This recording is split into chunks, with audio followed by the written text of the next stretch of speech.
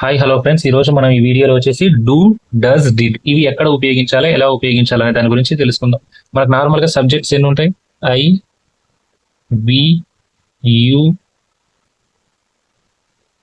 They, he, she, it. ఇవి మాత్రమే subjects. ఇవి ఇంగ్లీష్ లో ఇవి మాత్రమే ఉంటాయి. వీటిని ఉపయోగించి మనం సెంటెన్సెస్ ఫామ్ చేస్తాం.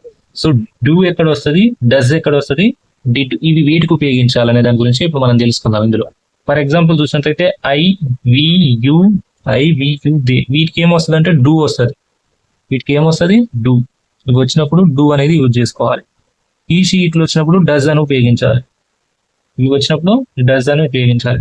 డిడ్ అనేది ఎక్కడ ఉపయోగిస్తాం అంటే ఓవరాల్ గా వీటన్నిటికీ డిడ్ అనేది ఉపయోగిస్తాం. ఓవరాల్ గా వీటన్నిటికీ మనం డిడ్ అనేది ఉపయోగిస్తాం. డిడ్ అంటే ఏం లేదు, ఇది జరుగుతూ ఉన్న పనులను తెలియజేసేది. జరిగే పనులు ప్రస్తుతానికి సంబంధించి డూను యూజ్ చేస్తాం, జరిగిపోయిన దాని గురించి డిడ్ యూజ్ చేస్తాం. నార్మల్ ఫర్ ఎగ్జాంపుల్ చూడండి, ఫస్ట్ డూ డస్ ల గురించి తెలుసుకుందాం. First I do comments.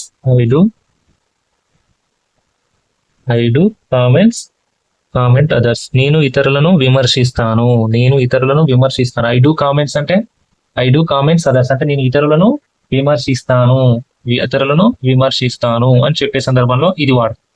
I do comment others అంటే నేను ఇతరులను విమర్శిస్తాను. అదే విధంగా ఇంకా చూసినట్లయితే ఐ డూ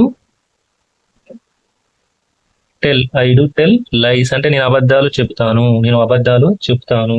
అదే విధంగా I do write a diary. నేను ఒక డైరీ రాస్తాను. నేను అబద్ధాలు చెప్తాను. నేను ఇతరులను విమర్శిస్తాను. ఐ డూ అనేది ఇక్కడ ఐ తోటి ఇట్లా యూజ్ చేసుకోవాలి. అదే విధంగా వి ఉంది. We do take biryani. మేము బిర్యానీ తీసుకుంటాము. You do take coffee. నువ్వు కాఫీ తీసుకుంటావు. They do help others. వారు ఇతరులకు సహాయం చేస్తారు. అంటే ఇట్లా డూ. డస్ ఎప్పుడు ఉపయోగిస్తాం? హీ వచ్చినప్పుడు. చూడండి, ఫర్ ఎగ్జాంపుల్ చూడండి, హీ డస్ ప్లే క్రికెట్.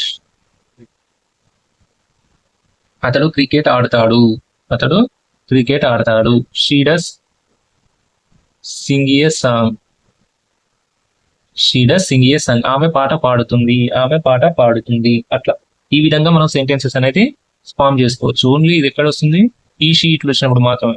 ఈ ప్లేస్ లో రమేష్ అంటే Ramesh does play cricket. Ramesh cricket ఆడు. షీ అంటే ఆమె బదులు Lakshmi does Singh A song. ఆమె పాట పాడుతుంది. అట్లా ఆ విధంగా ఈ డూ ఇక్కడ ఇవి వచ్చినప్పుడు మాత్రం ఇలా డూ అనేది వస్తాయి. డూ ఎక్కడ వాడాలి, డస్ ఎక్కడ వాడాలి అయితే అర్థమైందా? నెక్స్ట్ డిడ్ అంటే ఏంటంటే గతంలో జరిగిపోయిన పనుల గురించి తెలియజేసేది. ఏంటంటే డిడ్ గతంలో జరిగిపోయిన పనులు, గతంలో కంప్లీట్ అయిన పనుల గురించి తెలియజేసేదాన్ని మనం డిడ్ అంటాం. ఫర్ ఎగ్జాంపుల్ చూద్దాం, డిడ్ కి సంబంధించి ఒక ఎగ్జాంపుల్ చూడండి. ఐ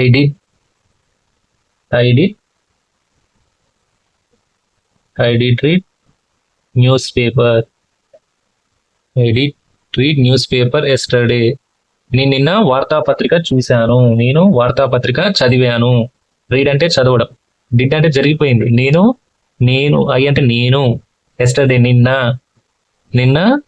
న్యూస్ పేపర్ అంటే వార్తాపత్రిక. రీడ్ అంటే చదివాను. నేను నిన్న వార్తాపత్రిక చదివాను.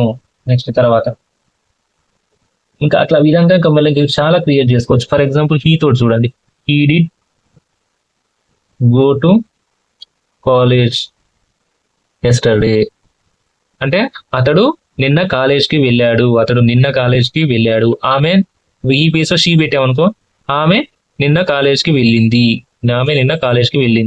ఒకవేళ కాలేజ్ ప్లేస్ లో టెంపుల్ అని పెట్టామనుకో, అతడు నిన్న గుడికి వెళ్ళాడు. ఒకవేళ మార్కెట్ అని పెట్టామనుకో, అతడు నిన్న మార్కెట్ కి వెళ్ళాడు. అంటే జరిగిపోయిన పనుల గురించి తెలియజేసేది డిడ్. సో ఇట్లా డూ డస్ ఎక్కడ వాడతాం? ఐ, వి, యు, దే వచ్చినప్పుడు డూ, ఈ షీట్లకు డస్. డిడ్ మాత్రం టోటల్ 7 వెర్బ్స్ కు యూజ్ చేసుకోవచ్చు డిడ్ అనేది.